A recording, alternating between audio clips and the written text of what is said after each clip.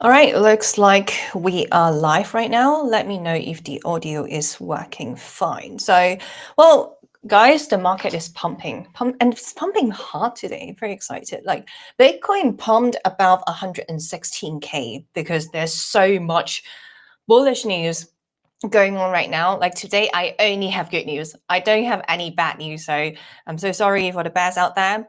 But let's dive into the details because today we have Donald Trump signing the 401ks and also gold being tariffs. So does it mean that traction's on Bitcoin right now?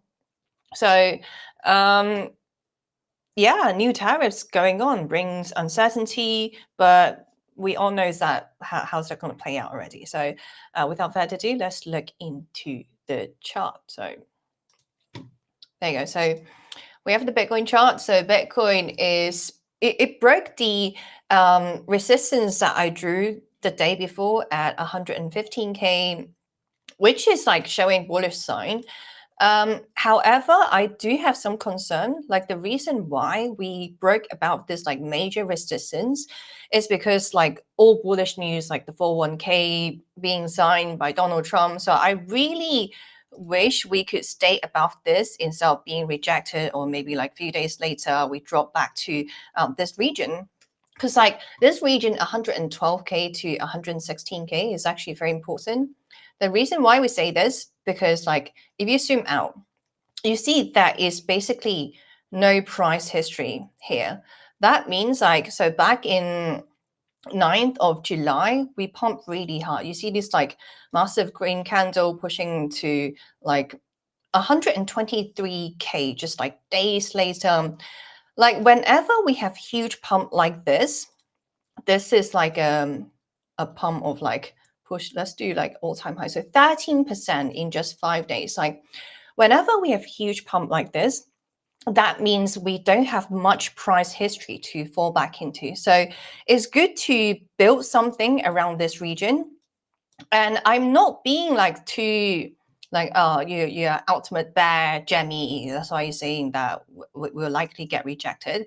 Like I hope we could stay above this line, but at the same time, whenever I do analysis, I like to not only look at the charts, but I like to do like news analysis, look at what is going on in the market, fundamental, yada yada yada, in order to come up with like a more fair review of what is going on in the market. And not only this, because in terms of like Bitcoin cycle, if you go back to basically like all these like 16 years or 16 years of Bitcoin existence, like 7 months out of 11 months, we have this price dump in August. So August has never been very strong for Bitcoin price. So hopefully we could find support at 116k to turn this into the new support line. Otherwise, like I'm leaning. So case number one is that we stay above 116k, and then we got rejected and back to this region and consolidate for a few more days before, if there's like any more bullish news to support the price. But like otherwise, I'm leaning towards the a little bit more cautious scenario. Like some people would say, oh, okay, maybe we'll find support about 116k, which is likely. But like even though if we find support at 116k, I do lean towards the scenario just like consolidating like a crap market sideways. Basically, that's my view. And if you look at the LSI, it's right now is in the healthy range, so like around 50, 52, which is great. But like long term wise, I still believe that like by the year end, so December 2025 this year, I'll be really surprised if we don't get to like close to 200,000. So like 119, not 190,000, 190K. I'll be really surprised if we don't get to that level simply because of the basic Bitcoin 4-year cycle. Like some people say the Bitcoin 4-year cycle is broken because their cycle is different. But guess what? We have heard that before. So either way, either case, whether the Bitcoin cycle is broken or not, I am well positioned. Like I'm fine with both scenario because I have a bag in Bitcoin, in Ethereum, and other like treasury play like MSTL, etc. So either way, I'm okay. Like if the Bitcoin cycle is like what people say is broken, then we might have like a slower rise to new all-time high. So instead of so like in a rush. But if we do follow the 4-year cycle, we're likely to get the cycle top in like November. November. So the reason why I got this number is if you take the cycle top of Bitcoin history, so roughly back in like, okay, there's this cycle top in December 2013, and then there's another cycle top in 2017, another one in November 2021. So roughly it's about like 210 bars. That means like 1,400 days, something like that. Like this is just like a rough number, like reference for you to fall back into. So I do expect that based on this time frame, we could reach like new all-time high if the Bitcoin cycle still plays out. Again, people are saying that institutions are in, we have the full nation of the US backing Bitcoin, backing crypto. Literally just yesterday, Donald Trump signed the 401ks to have Bitcoin in the retirement accounts or retirement plan. So yada, yada, yada. I know that plays into that, but at the same time, I still trust what I see on the charts or the 4-year cycle. Like until this cycle proven to be broken, then I do believe that year end 2025 would be the cycle top. So like regardless, I do like to take a little bit profit when they way up, because like cycle top like this, we only know in hindsight. And if you see you are doing well, like you're in profit, it's always, you never go broke for taking profit. So yeah, like hopefully this cycle is broken. And then even though if we enter to like Q1 2026, people were saying that because all these institutions are in, the bear market for Bitcoin is going to be less severe.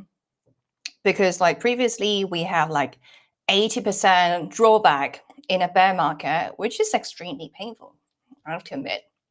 But like if the Bitcoin 4-year cycle is broken, then maybe we have like something 30%, like 30% or 40% retracement, not as severe. I do find that point valid, but until then, like I like to see, like when I see myself as in a little bit profit, just take a little bit off the table, like 10%. Yeah, I think I'm not being crazy here, right? So that's what BTC.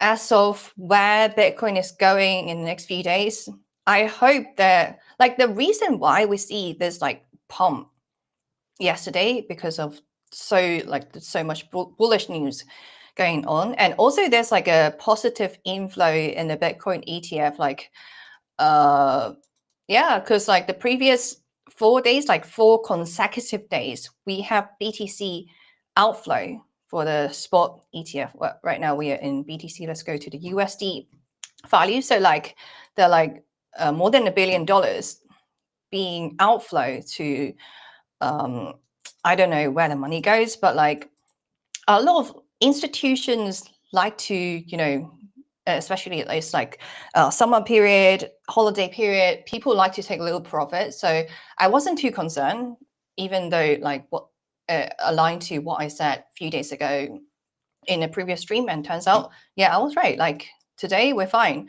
So more than 300, like $360 million inflow back to Bitcoin ETF again. So first of all, we have bullish news, like the 401ks. Second is the Bitcoin ETF inflow coming back in. So we have, like, we could it justify why this bullish pump. But what I want to see is that if we could sustain about this level, like 116K, like if there isn't like more developments, then I wouldn't be surprised if we like go back down to build some support around this region. And that's good for Bitcoin as well. Like, as I mentioned before, like we need some price data around this region. Otherwise, it's not going to be beneficial for Bitcoin moving forward without data supporting that region. All right, so that's for BTC. Let's also look at ETH. Like ETH, it really surprised me. Like is rising against Bitcoin. Oh, Alpha drop. Hello. Yeah, I wasn't reading the chat. Well, let me know in the chat if my screen is still too small. Because well, is it okay now? Let me know in the chat if the screen is too small. But anyways, let's go back to ETH. So ETH is rising against Bitcoin. Like previously in our show, we drew this support line of 0.029, which shows that we have, it does seem like we have new support line at around 0.032. This level is quite critical because you see, like, okay, right here during like July, we are acting like this 0.032. Wait, there's no sound. Can you hear me? Do let me know in the chat if you can hear me.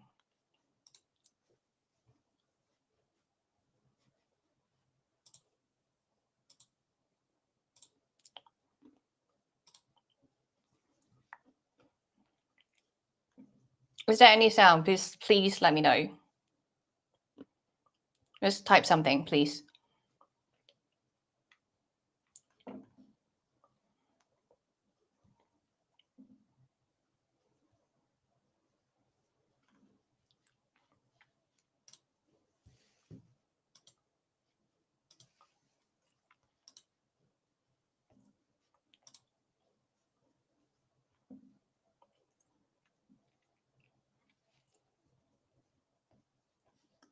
Hello, chat. Can you hear me?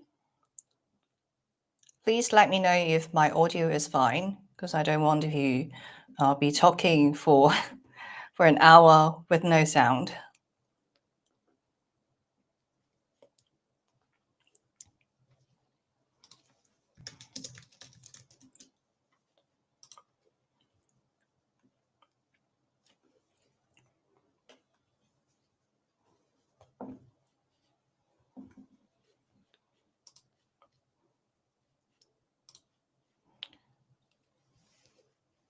So can you guys hear me okay now? How's my audio?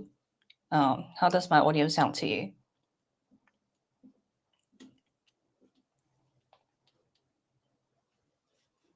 Oh, okay. Because I saw the comment that there's no sound. All right. Thanks for letting me know.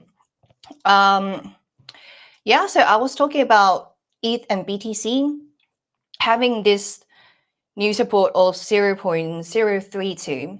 And for July, we are acting this at resistance. And so does what we saw in January 2025. So all the way like 8 months back. Right now, it does seem like if we manage to turn this like 0.032 into support, then yeah, like the reason why we have to look at ratio like this, like ETH versus BTC, is because like, oh, if Ethereum has holds better value, then you might as well just hold Ethereum instead of BTC, right? So yeah, Ethereum looks like it's in control. So I'm gonna I'm going to watch this very closely, see if we manage to stay above this, or in a few days we get rejected and this acts like a resistance again. So this thing is this chart is very critical, very important. And so for ETH ETF, because we only looked at BTC ETF, so let's also look at the ETH ETF. Like, it's justified by the ETF inflow as well. So the past, there are 2 consecutive days with an outflow. We are on ETH terms. Let's also go back to the USD. So there are like more than $600 million outflow on at the start of the week. But like in the past 3 consecutive days, we're back to positive. So that's a lot of money flowing from the ETH spot ETF. That's why it's justified. So right now, BTC is bleeding against Ethereum. So it's a good time to have a little bit of Ethereum if you guys still haven't held any Ethereum yet. All right, so that's for the charts. Let's move on to the news. So there's so much bullish news today. First of all, we have the S&P 500. It beats quarterly earnings. So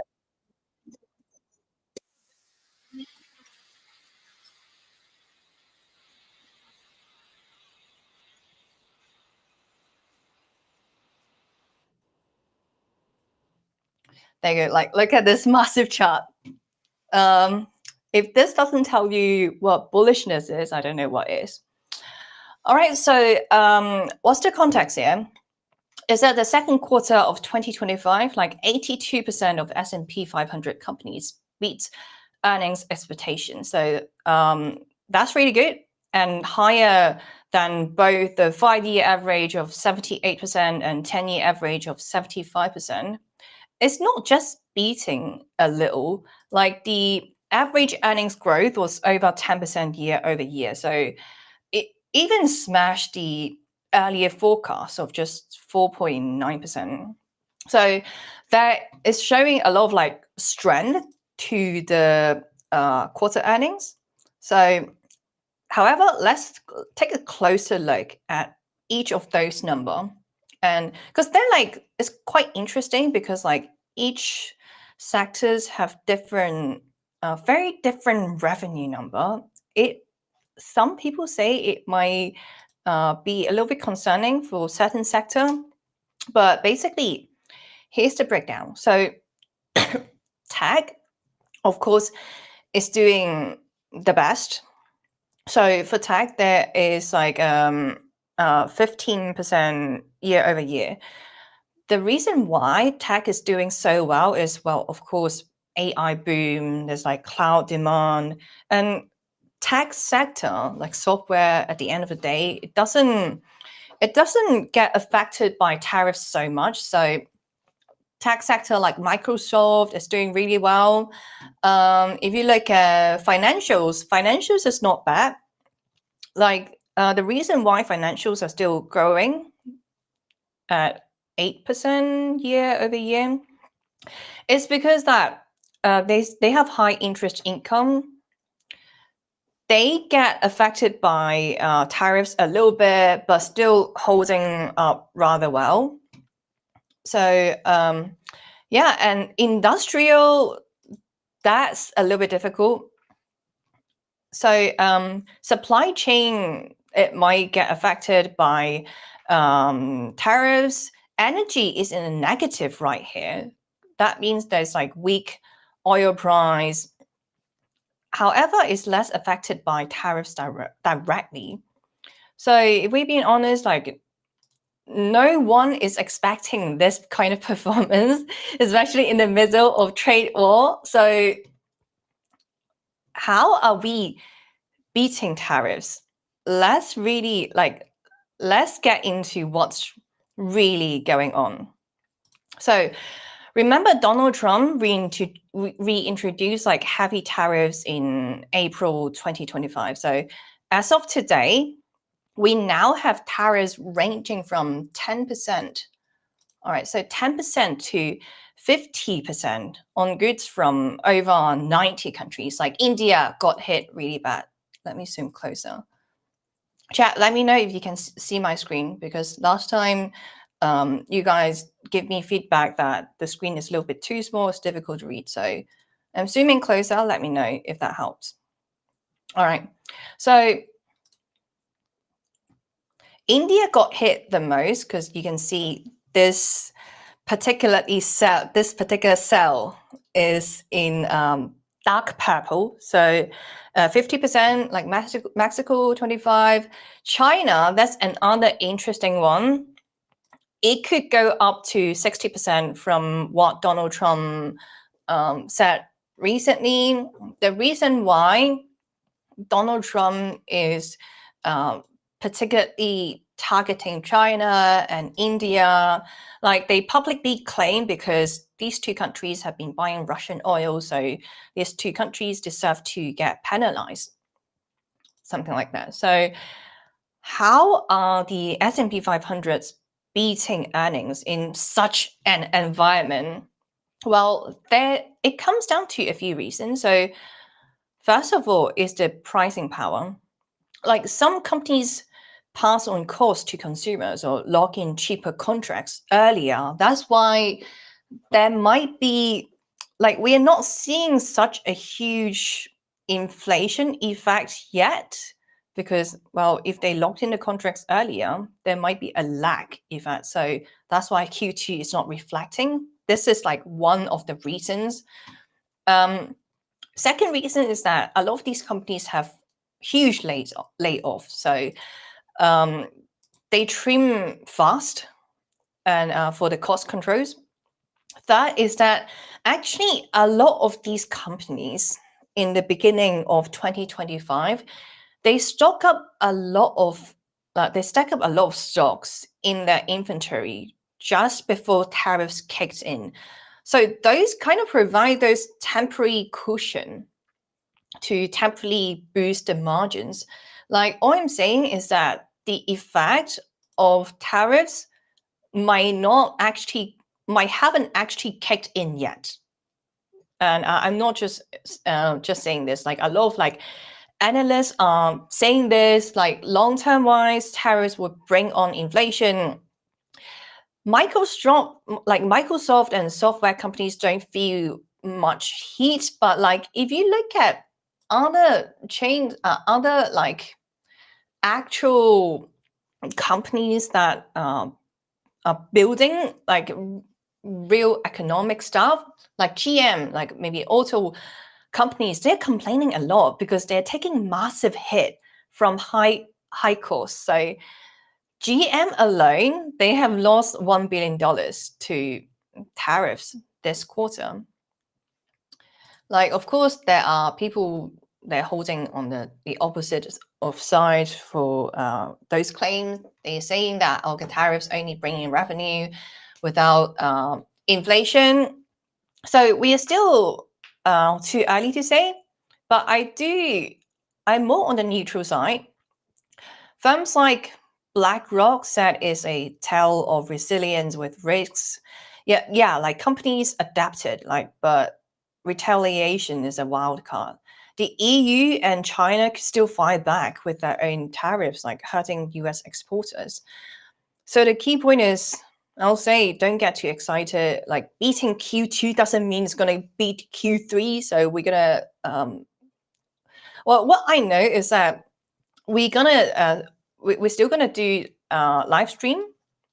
So I'm going to look at this very cautiously. So let's see how that plays out. But like tariffs now apply to most imports, even low value e-commerce goods. Canada got hit with 35%. Yeah, 35%. So all eyes on China and US right now, because there's a deadline on 12th of August. So if there isn't a deal, most likely we're going to get delay, because that's what my own prediction, but that's only my own opinion. Let's see if there's a deal, but like, I don't think we're gonna get a deal. But let's see how that plays out. So yeah, let me know what you guys think of the tariffs. Like, do you think it's gonna bring in inflation long term? But yeah, there's some negative effects, like higher input costs, of course, going to squeeze margins. Sectors like autos, industrials, like consumer goods are heavily exposed.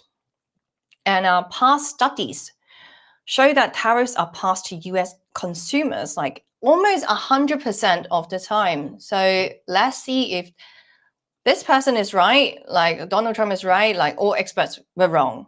Because we don't have a lot of like tariffs in US history. Of course, there's one in 1930s. Yeah, so 1930s. That's one. Yeah, but like bulls like him, this guy, he thinks that tariffs going to bring revenue, and revenue equals tax cuts. That's another stimulus.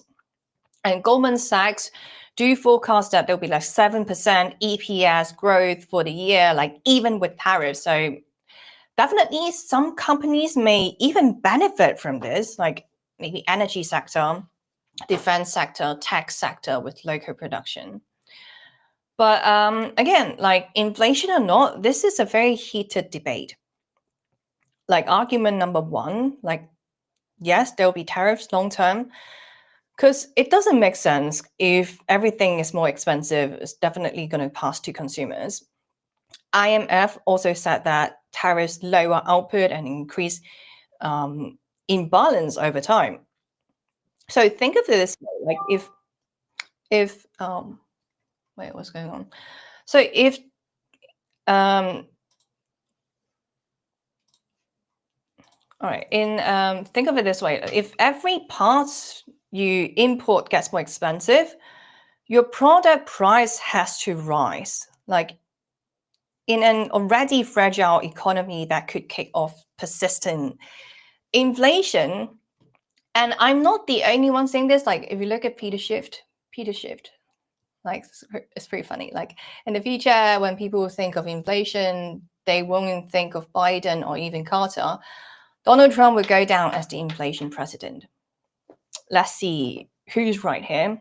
And then there's also the other side of the argument is that, oh, this is just like a one-time price bump. Tariffs don't actually add new money to the system. They just shift prices.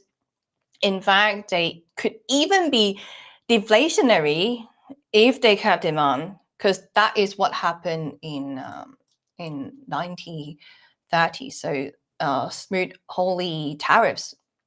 So what happened back then is that, okay, it raised the price of imports to the point that they became unaffordable for all but the wealthy.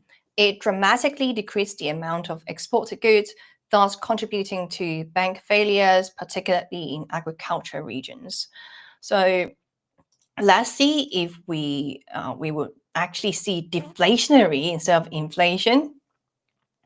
Yeah, let me know in the chat. Like, let's have this debate.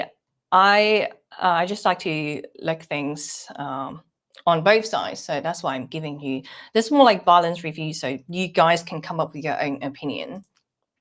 All right, okay, let's move on to the next news. So let me zoom closer. Let's move on to the next one that I prepared. So it's about gold. This comes as a surprise to a lot of traders. Like gold got tariffs by Donald Trump. Yeah, you had it right. So just yesterday, actually just a few hours ago, like Donald Trump placed tariffs on gold bars. So not all gold, but specific imports like 1 kg. So that 1 kg or 100-ounce gold bars will get tariffs. And this is so surprising because gold is usually being treated as a manufactured product. It's like a commodity, it's a store of value, but Donald Trump wanted to expand trade war, so nothing is off limits, not even so-called safe haven assets. So let me break it down for you.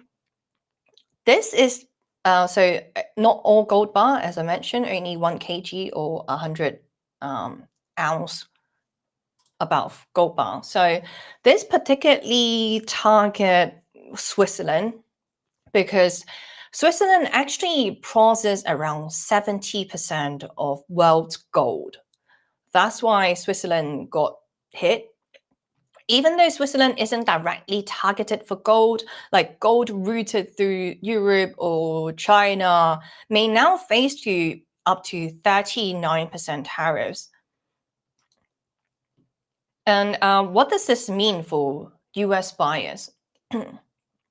Well, importers like bullion dealers will now have to pay tariffs when bringing in these gold bars. Like, for example, if 1 kg of gold bar is worth $110,000, it could now cost $11,000 extra to $42,000 extra, depending on the tariff rate. So yes, those costs will pass to consumers again. Like expect to pay 5 to 10% more for gold jewelry, coins, or bars. Like meanwhile, of course, U.S. mined gold is exempt. So domestic producers is taking is reaping the reward, taking benefits from this. Like price impact. At the end of the day, we all care about the price, right? So gold reached new all-time high. We are at $3,488. It's no surprise there. Like, well, it wasn't just about the tariffs. It's also rush to safety. Like investors are hedging against global volatility, inflation risk because of tariffs or policy chaos. So, and gold has long been through the test of time. Like throughout centuries, gold is always considered as the safe haven asset. So yeah, that's why people are rushing to gold. So why is Donald Trump placing so much tariffs on let's go back to it. Placing so much tariffs on gold? Like the official reason is to manage the trade imbalance. So US imports like $30 billion to $40 billion in gold per year, mostly from Canada or Europe. So tariffs put pressure on those partners to negotiate better deals. Second reason is like some refiners have been accused of using Russian origin gold. So yeah, so tariffs are meant to close the loophole. And then the next reason is that tariffs are expected to bring in billions, adding to like, I think they've collected $150 billion already, like this year through tariffs. So that's a lot of money. But again, like some people are saying that actually American is just footing the bill of those tariffs. But let's see if the inflation rate is going to rise in the future. I'm watching that number very closely.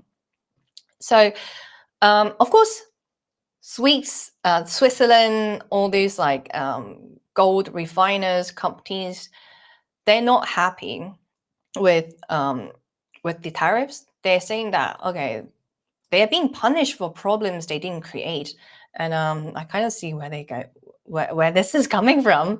Like of course, like all of a sudden they saw okay, gold, which is considered to be like the safe asset, or even the refiners in a safe business. Yeah, so I understand the pain and why they're upset, but will tariffs help or hurt gold long term? This is where it gets interesting. Of course, there's like bull case or bear case. Like bull case like this person is saying, well, so gold just got even more valuable, like scarcity plus demand, bullish tailwinds incoming. Because like higher cost, that means higher demand. Like when something is more expensive, people want it more. Like Whether they can come up with the money to buy gold, that's another story. But when something is expensive and valuable, people would want that. So tariffs actually making the domestic gold mining more attractive, supporting US supply chains. So that's the bull claim. But the bearish claim is that gold demand could weaken if consumer prices keep rising. That I don't really agree, because I think we are human at the end of the day. If something gets more expensive, we just want more. But yeah, just like Bitcoin. And this, well, another, if I read into the line, this could help foster Bitcoin, because some part of retail investors may actually switch to Bitcoin or Bitcoin ETFs with lower cost exposure. And I do think that's like a valid point. Speaking of Bitcoin, if you look at the top asset, the rank right now. So Bitcoin right now, we are at 2.3 trillion market cap. Gold is 23 trillion market cap. So in order for Bitcoin to reach gold value, it has to 10x. 10x, that will bring $1.1 million per coin. Like this is to assume that gold remains its market cap, like market cap unchanged, which is not likely, I would say. But if you compare to the return, let's look at the year to date. So year to date, I don't know why it's not showing here. So 3, 4 divided by 2669. So there is like a 30% increase compared to the start of the year for gold price, which is about the same for Bitcoin. So it's a little bit neck to neck in terms of 2025, but again, you have to zoom out, because Bitcoin is still a baby compared to gold. It's still there's still a lot of room to grow for BTC. Like, and if you dive into the supply between Bitcoin and gold, like there's always this titles, or people ask, will Bitcoin reach gold or even surpass gold one day? Like if you look at each of the characteristic, yeah, there's like a chance. So Bitcoin, as we know, there's a 21 million coins fixed supply. There's only 21 million coins could ever exist in the whole world. And also the halving, it creates this deflationary nature to Bitcoin. But if you look at gold, on the other hand, like we can never be certain how much gold there is in this world. Like every single year, they say, okay, we are running out of gold, but you just have to dig a little bit deeper. Then there you go. There's more gold. And Bitcoin is 24/7, digital, and it's global. Gold is physical and bulky. And if you look at the use case for Bitcoin, you could use it for DeFi, or maybe like you can put your Bitcoin as collateral and take out a loan. This is like what a lot of Bitcoin maxi like to do, because they don't want to sell their Bitcoin, but at the same time they need some stablecoin. So Bitcoin loan, that's a good idea in my opinion. And you can use Bitcoin for treasuries, payments, but gold, mostly the use case is just jewelry, or put a central bank's default. And when it comes to Bitcoin, there's like higher volatility. Gold, not so much. It's very stable. Market cap, there's like, well, if you look at the risk and reward, like I don't see the why people don't want to get into gold. Like the risk and reward is so much better compared to gold. Like if at least there's like opportunity to reach gold level. So that means 10x is on the table. But this is more long-term pay. I'm not saying that, okay, in 2025, we're going to do 10x. No, I'm not saying that. But like down the line, maybe, I don't know, in 10 years, something like that, then we might see that. And another reason why I prefer Bitcoin, well, I like both of them, But in terms of just like the characteristic, risk and reward, then I prefer Bitcoin. And especially Bitcoin is a lot more transparent, it's a lot more open, everything's on blockchain. Whereas if you look at gold, it's heavily manipulated, especially when it comes to the supply. And some people were saying that you can actually create your own gold. So gold is actually not that scarce, because there's this thing called synthetic gold, which basically means artificial gold. So look at this. So it is possible to synthesize gold using a particle accelerator. So basically doing some atoms combine. I don't know, like I'm not like an expert when it comes to science, to like break those atoms apart or merge into new elements. So there comes some synthetic gold. So this is definitely a threat to gold. But at the same time, if this were true, I don't think it's going to be so easily exposed to the public. Like, I think there's going to be some government going to control the news so the public doesn't know such thing exists. So they'll do everything to basically to shut everyone up, like whether it's through media and stuff. So gold is heavily manipulated. We all know that. Bitcoin has the edge, like it's censorship resistant, supply can't be manipulated, and it can't be physically blocked by tariffs. Like even gold can be blocked by tariffs. That's pretty interesting. So will Bitcoin flip gold? I think it will down the line. In 2025, I still stick to my prediction that I was showing earlier when I opened the show. So I'll be surprised if we don't get close to 200K, well, at least like 190K in year end of 2025. Yeah, I'll be surprised. But long-term wise, maybe in 5 or 10 years, we could reach to gold level, which would bring us to a million per Bitcoin. Yeah, so let me know if you agree, if I'm being too bullish. But I kind of want to draw back to kind of like take a step back, because a lot of people treat this like either or scenario, which I don't think is the case. Like, I think it's always a good idea to diversify your portfolio. I don't understand why people would get so triggered if you hold Bitcoin, you shouldn't hold any gold. I think that's a stupid claim, because, well, they have slightly different characteristics, and yeah, I know that Bitcoin will one day at least reach gold level.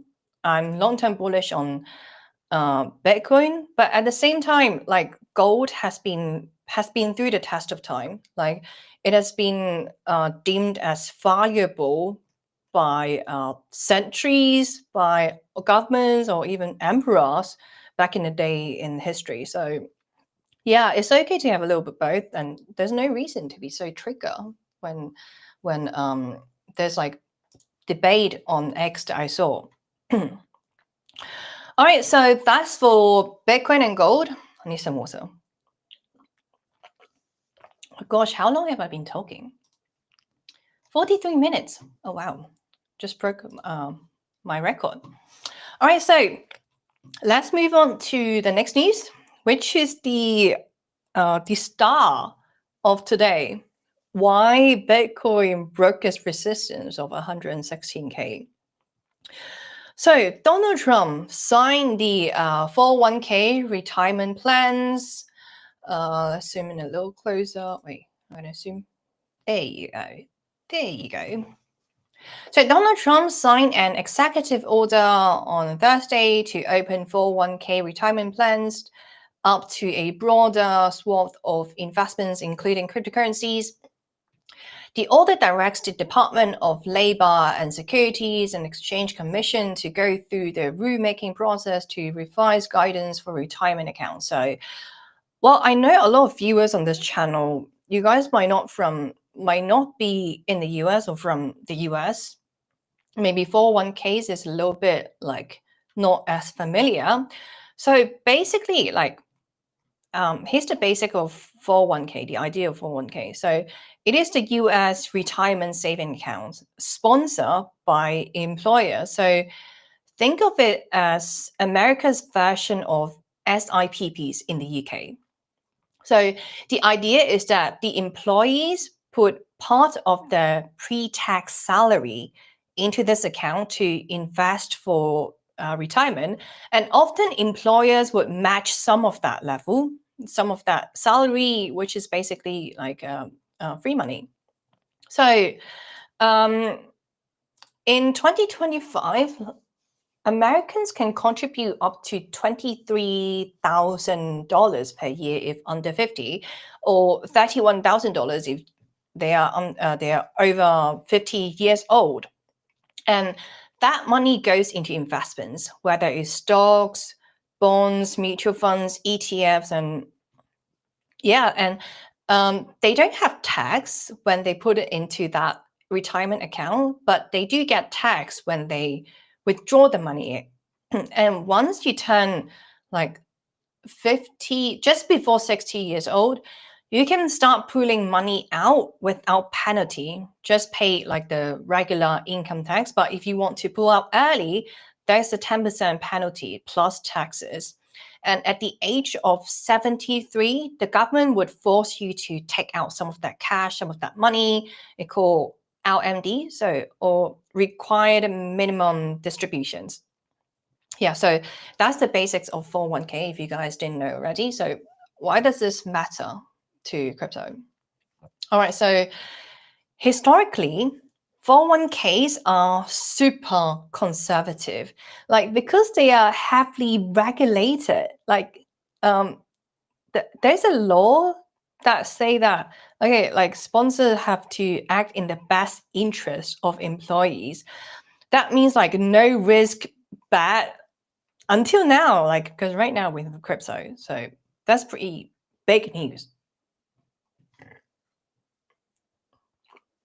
All right, so what just happened yesterday? So Donald Trump signed this executive order directing key agencies like the Department of Labor, SEC, Treasury to revise and review the rules that block crypto and other alternatives from being included in the 401ks. So that means we could see Bitcoin, we could see Ethereum, or even other crypto funds and ETFs inside retirement accounts. This isn't just talk, this is like formal policy push. And agency right now, they have like 90 to 180 days to update the rules. So let's get into the details. What this means is that it tells agency to reconsider the restrictions on alternative assets. This not just include crypto.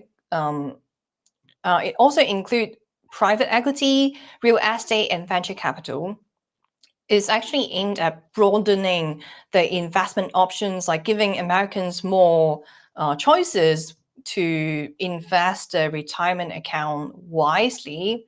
But it doesn't, at the same time, it doesn't force employers to add Bitcoin to 401ks. And bear in mind, this is still not risk-free. So employers can still get sued if employees lose big.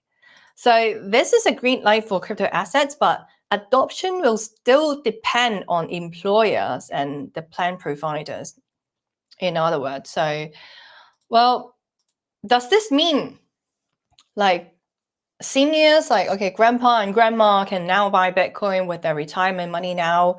Well, not exactly, because like, okay, this is how it works. Most seniors over 65, the age of 65, they have already rolled their 401ks into IRAs, so which already allow crypto, in other words. And if the senior is still working and still has a 401ks with the employer, then yes, they could get crypto access if their plan adopts it. But let's be real here, like Bitcoin is still volatile, in the eyes of senior. So it's still volatile. So like the last thing I will say is senior one, because they are they're older demographics. It's not like us. Like for us, we can risk a little bit more money. Like our risk appetite is very different. Like I'm okay to bet a larger portion of my money to some Degen coins, and if it lose 99%, like I bear my own risk. I bear my own responsibility. Like I know the risk, and yeah, I'll still have time to make that money back because I'm younger. But the same is not like it doesn't apply to slightly older, like almost retired people, because what they want is to have stability, like really stable income every single year. Maybe like bonds is more like the thing, because like last thing they want is to see the money go down 50% like next month when they open their account, because that can still happen. Like I know institutions, I know the US, like a lot of nations are eyeing Bitcoin and they have entered Bitcoin, but despite like when the bear market hit, maybe that scale in the past bear market we would drop 80%, but right now maybe institutions are in, then the scale would be a lot lower, but it's still volatile in the eyes of if you think from the perspective of senior. So yeah, like I think at the end of the day, it depends on the risk appetite and how much money that they want to allocate into Bitcoin and the amount of money. So how could this impact Bitcoin's price? Like, okay, because at the end of the day, we care about the price impact, right? Immediately after the announcement, like we were at the chart, like we saw Bitcoin like hitting 117K, like over 117K. Yeah, so that's really bullish because like 401ks are huge. There are $8 trillion in assets. 60 million American people participate in this program. And people are saying like even 1% of that money, about $89 billion flows into Bitcoin. That's like 4x larger than all ETFs inflows so far this year. So yeah, so it matters. People are saying that, oh, there's a new source of diamond hands. So yeah, I'm overall very bullish. People calling this a game changer, unlock like hundreds of billions of dollars. And yeah, but of course, there's some cautious view. Like they argue most Americans aren't educated enough about crypto risk. Like especially like seniors, they really need to know what they're getting into, and education is key. That's why we're doing this live stream more often now. Yeah, so there are critics saying that, okay, this is just like election year hype, like most employers won't touch that.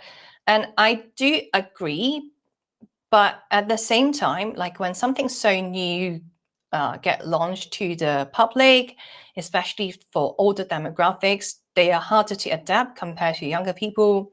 But like down the line, it's still very bullish. So overall, I think it's a net positive. Like employers will be very slow to adopt this strategy. Like of course, because for them there would be legal liability if their employees lose a lot of money. They are the one who gets sued, and they are the one who would get the heat. So it makes sense for employers quite resist to the idea of investing a little bit of their employees' money into Bitcoin or crypto assets.